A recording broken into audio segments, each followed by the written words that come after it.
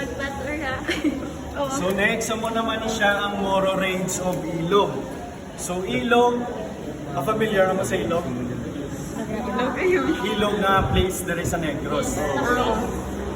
So, ano ba yung first capital sa Negros? Bacolod. Ilog. Ay, ilog. The second capital Ay, sa Negros, Pamaylan.